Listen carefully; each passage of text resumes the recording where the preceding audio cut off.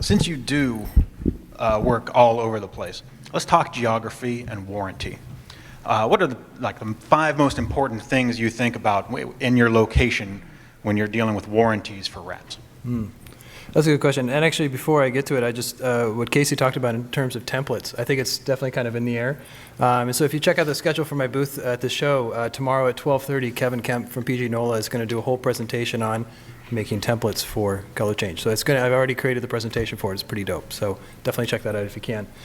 In terms of warranties, it is interesting. I think right now, I think it's just really, you have to be conscious of where you're at and how the material is going to hold up. You know, I installed in New York for years before I moved to Amsterdam. And in Amsterdam, warranty doesn't come up much because the sun doesn't shine very much, so your materials last forever, which is cool. But, I mean, if you're in Texas or you're in Florida, I mean, the sun's going to kill the wraps, so your hoods and roofs are going to go bye-bye quick.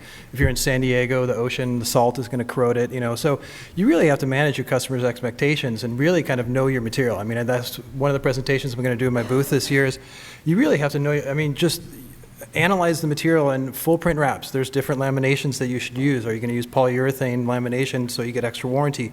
Do you need to use it? Extra cost. You know, sometimes it's better to spend a little more because your customer's going to be happy.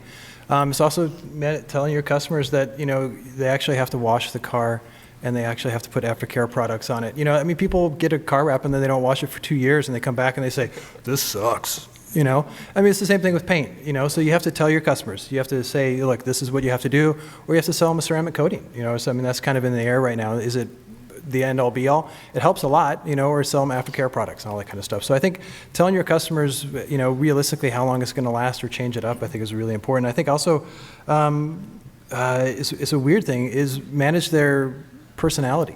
I see a lot of people get these wraps and they get, you try to sell them something that's loud and crazy and they're not that type of person. After 2 or 3 months they come back and they say, this is pretty, I don't like it, it's too much. You know, like when I moved to the Netherlands, I was doing full print wraps and I was like, I told my wife, I was like, we're going to wrap our car and it's going to be crazy. And she's like, no, you're not.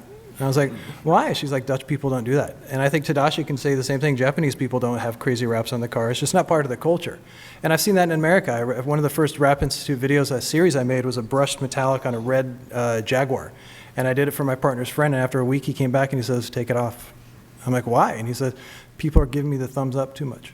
You know what I'm saying? So it's just that kind of thing. But I would say the biggest thing today for you guys is know your warranties, you know, especially for color change. Those hoods and roofs go after 2 years, and you go online, you say, you know, like 3M sucks or Avery sucks.